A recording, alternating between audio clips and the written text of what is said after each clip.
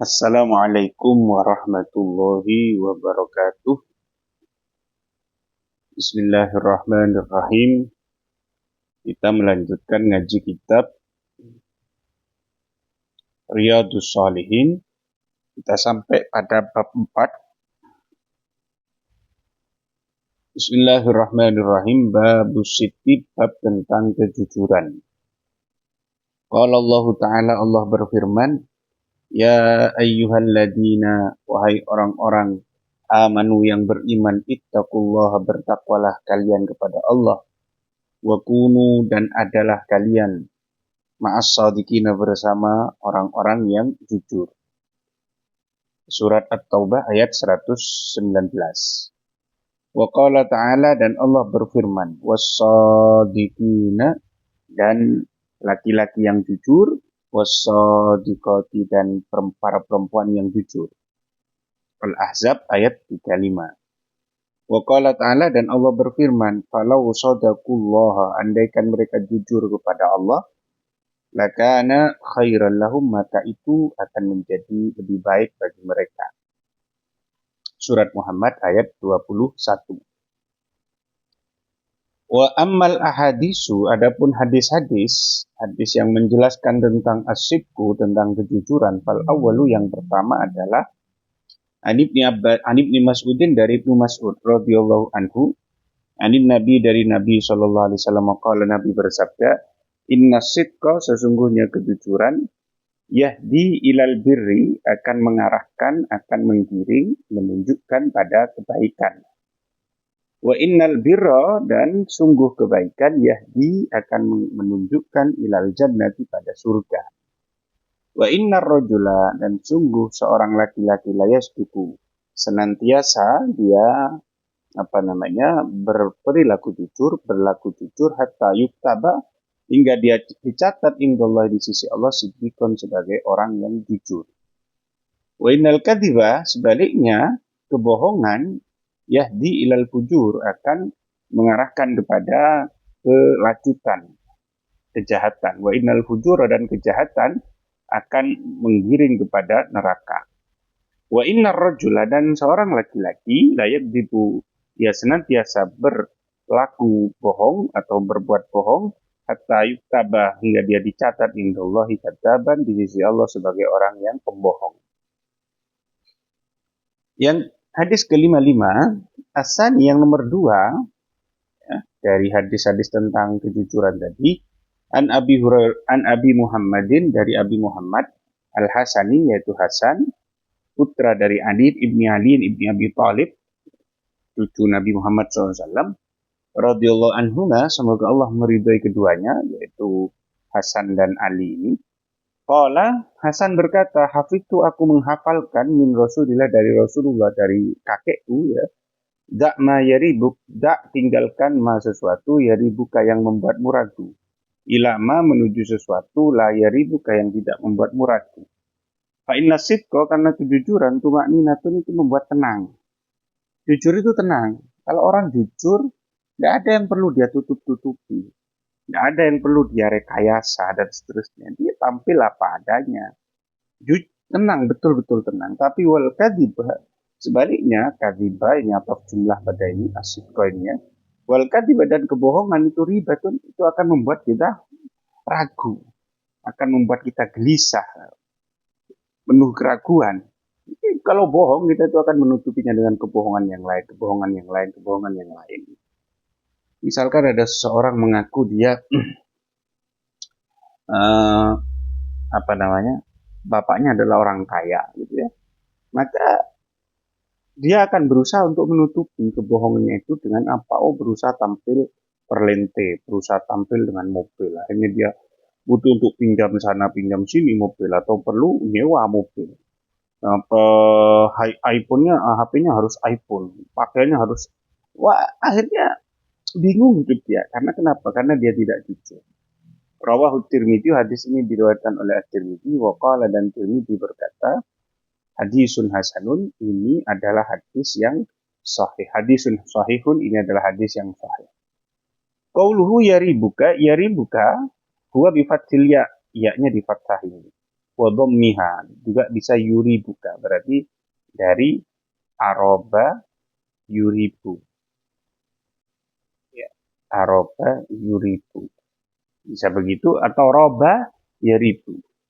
Wa maknanya utruk, tinggalkan, makna hadis tadi utruk mata syukku fihilli, tinggalkan apa yang kamu ragukan kehalalannya, wa'din, dan pindahlah ilama la tasyukku fi, pada apa yang tidak kamu ragukan kehalalannya.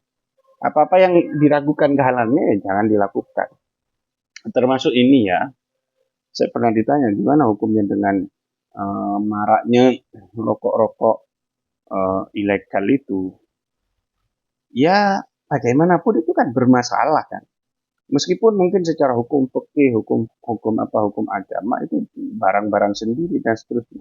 Tetapi dia kan kemudian takut dari petugas imigrasi, takut dari kepolisian, dan sebagainya. Berarti kan ada sesuatu yang salah dalam prosesnya dan seterusnya. Karena di sisi lain ada pabrik rokok yang bayar cukai, bayar pajak dan sebagainya, tapi dia kemudian berusaha menghindar dari itu. Dari sisi situ kemudian dia kan jadi ini meragukan ini yang begini, ini masuk kategori subhat itu tadi ya, dalam prosesnya itu. Jadi kehalalan itu bukan hanya dalam apa ini milik saya dan seterusnya, tapi dalam proses itu juga perlu diperhatikan. Kalau dia tidak salah, ya tidak perlu kemudian dia merasa takut dan seterusnya, menyogok dan seterusnya, kan tidak perlu kan. Di situ itu yang menjadi persoalan gitu ya.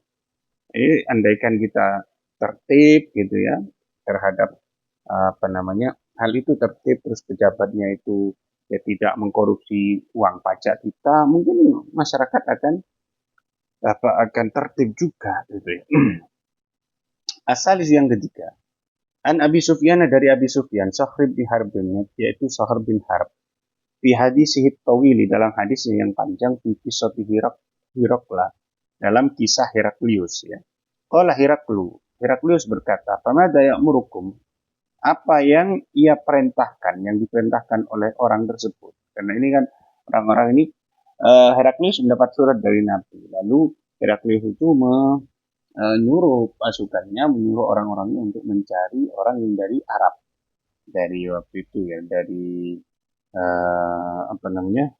semenanjung Arab, dari Hijaz lah. Nah, didapatilah yaitu Abu Sufyan itu. Abu Sufyan sebelum masuk Islam. Ditanya kan dengan siapa Muhammad ini, pemada ya murukum, apa yang diperintahkan oleh orang ini, orang yang menulis surat, yakni maksudnya Heraklius itu adalah Nabi, yang menjadi fa'il dari ya'mur itu adalah Nabi. Apa yang diperintahkan Nabi itu kepadamu? Kalau Abu Sufyan kemudian mengatakan, kultu, aku berkata, yaqulu, Nabi itu atau Muhammad itu berkata, A'budullah, sembahlah Allah wahdahu, yang Maha Esa, la tusrihu bi syai'an, jangan mensekutukan dia. Watruku ma yaqulu aba'ukum, tinggalkan ma sesuatu yaqulu aba'ukum, yang dikatakan oleh bapak nenek moyang kalian. Wa ya'muruna bis sholati, dan dia memerintahkan kami untuk salat, wasidqi, dan jujur. Ini poinnya 4, wasidqi ini ya. Wasidqi, dan berperilaku jujur, wal afafi, dan menjaga diri dari hal-hal yang tidak elok ya, yang haram, wasilati, dan menyambung silaturahim, muttafaqun alaih. Ar-Rabi'u, yang nomor 4, hadis nomor 57, an Abi Sabitin, dari Abi Sabit, wakila Abi Sa'idin. Nah, ada yang mengatakan bukan Abi Sabit tapi Abi Sa'idin, jadi an gitu ya, an Abi Sa'id. Wakila Abil Walid, ada yang mengatakan Abil Walid. Sahl bin Hunayf, yaitu Sahl bin Hunayf. Wahwa Badariyun, dia adalah termasuk orang yang ikut perang Badar. Nah, kita cek di footnote-nya ya, nomor 3. Syahida Badron, dia mengikuti perang Badar, wal masyahida, dan peperangan kullaha, yang lain semuanya ma'arasullah, bersama Rasul. Istimewa ini Sahl bin Hunayf. Bukan hanya ikut perang Badar, tapi perang-perang yang lain bersama Rasul. Dan Nabi, bahwa Nabi qala, bersabda Nabi, man sa'alallah ta'ala asyhadata, barang siapa meminta kepada Allah mati syahid bisikin, dengan jujur, dengan tulus, dengan betul-betul, bukan hanya abang-abang lambi, balaghahu, maka Allah akan menyampaikan dia manazil syuhada'i, pada tingkatan orang-orang yang mati syahid. Wa in mata ala firasi, meskipun dia mati di atas ranjangnya, meskipun dia mati tidak dalam peperangan. Rawahu Muslim. Ini adalah bisikin gitu. Yang kelima, hadis 50. Nah, ini kita habiskan ya. Yang hadis 58. Al-khamisu yang kelima. An Abi Hurairah dari Abi Hurairah. Qala Abi Hurairah berkata, qala Rasulullah sallallahu alaihi wasallam, wa za nabiyyun, seorang nabi minal anbiya'i dari para nabi sallallahu alaihi. Semoga salawat salam tercurah kepada mereka, itu berperang. Jadi berperang. Ada Nabi Rasulullah menceritakan Nabi zaman dahulu. Faqala liqaumihi, kemudian dia berkata kepada kaumnya, la yadba'anni, jangan mengikuti padaku rajulun, orang laki-laki, jangan ikut perang ini bersamaku orang yang malaka but amra'atin, yang memiliki kemaluan perempuan. Apa maksudnya? Coba kita cek. Farjal mar'ah, maksudnya menikah ya. Wa huwa yuridu, dan dia menginginkan ayyabniya biha, untuk bersetubuh dengannya. Walamma yabni biha, dan dia belum bersetubuh dengannya. Jadi kalau ada laki-laki baru menikah, ya, baru menikah kemarin menikah, terus sekarang waktunya perang, dia belum bersempat bersetubuh, jangan ikut. Nanti malah kepikiran. Dia tidak akan bersifat sitkun, ya. Dia tidak akan serius untuk berperang karena kepikiran kepada istrinya, kepikiran untuk berjima, bersetubuh dengan istri. Wala ahadun, dan juga jangan mengikuti seseorang. Siapa yang jangan mengikuti, yaitu seseorang bana buyutan, yang membangun rumahnya, lam yarfa sukufa, di mana dia belum memasang atap. Nanti kepikiran ke rumahnya. Wala ahadun, dan juga seseorang istara, namanya yang membeli seekor kambing, au khalifatin, atau unta-unta yang hamil, wa yantadru aulada, dan dia menunggu anak-anaknya, menunggu kelahiran dari unta tadi dan kambing tadi. Akan kepikiran terus nanti kepada hewan-hewannya dan tidak serius untuk berperang. Faghaza, kemudian dia berperang. Nabi tadi berperang. Fadana minal qaryati, dan dia mendekat pada satu desa, salat al-asri, pada saat salat asar. Au qariban min dalik, atau hampir, atau mendekati hal itu. Faqala li syamsi, artinya dia hampir habis ya sholat asarnya, tapi dia belum waktu sholat asar, tapi dia belum sholat asar. Ya. Faqala li syamsi, maka Nabi itu kemudian berkata kepada matahari, innaki ma'muratun, kamu itu hanya mengikuti perintah, wa ana ma'murun, dan aku juga mengikuti perintah. Allahumma habisha, ya Allah, tahanlah matahari ini alaina, atas kami. Jangan terbenam dulu, kalau terbenam nanti sholat asarnya habis waktu sholat asarnya. Dan kami belum sholat asar, tahan dulu. Kami masih berperang. Fahu bisat, maka ditahan itu langit, matahari oleh Allah. Hatta fatahullah alaihi, hingga Allah memberikan kemenangan kepada Nabi itu. Ya. Sampai Allah memberikan kemenangan kepada Nabi tersebut. Fajama'al ghanaima, kemudian Nabi itu mengumpulkan harta rampasan perang. Faja'at, maka kemudian datang an-naru, maksudnya api, yakni an-naru, maksud Nabi tersebut adalah api. Kemudian api datang litakula, untuk memakannya, untuk melahap itu. Dalam tat'amha, dan api itu tidak melahapnya. Jadi tanda dulu itu, kalau amal perbuatan itu diterima, maka itu akan disambar oleh api, dimakan oleh api. Gitu ya. Ini kanat adatul anbiya, ini adat kebiasaan para nabi tentang harta rampasan perang adalah dikumpulkan, kemudian datang api dari langit melahapnya. Hal ini menjadi tanda diterimanya tersebut, dan tidak adanya tidak adanya kecurangan dari orang-orang yang berperang tadi. Itu maksudnya. Faqala, kemudian Nabi itu berkata, inna fikum gululan, sungguh terdapat pada diri kalian gululan. Gulul itu adalah khianat fil maghnam. Ada yang berkhianat ini dalam harta rampasan perang. Artinya ada yang curang, ada yang menyimpan atau ngentit lah ya. Fal yubayyi'ni, maka hendaklah baiat kepadaku, min kulli qabilatin, dari setiap kabilah, rajulun, seorang laki-laki. Ayo, setiap suku harus ada perwakilan satu yang baiat kepadaku, dan baiatnya itu dengan bersalaman tangan. Falazikot yadurajulin, maka menempel salah satu tangan salah seseorang dia dengan tangan Nabi tersebut. Ini berarti dia yang pelakunya gitu. Jadi ada yang nempel, ini tidak lepas ini. Wah, ini pelakunya yang hulul tadi. Faqala, kemudian Nabi itu mengatakan lagi, ternyata masih belum dimakan oleh api tadi. harta rampasan. Fikumul gulul. Ini di dalam kalian masih ada yang curang terhadap harta rampasan perang atau ada yang mencuri harta rampasan perang. Wal tubayi ini kabilah tuh. Ayo, ada yang dari kabilah kalian ada yang baiat kepadaku. Falazikot ya ini. Kemudian tangan dua orang, au salah satin atau tiga orang itu nempel kepada yadihi dengan tangan Nabi tersebut.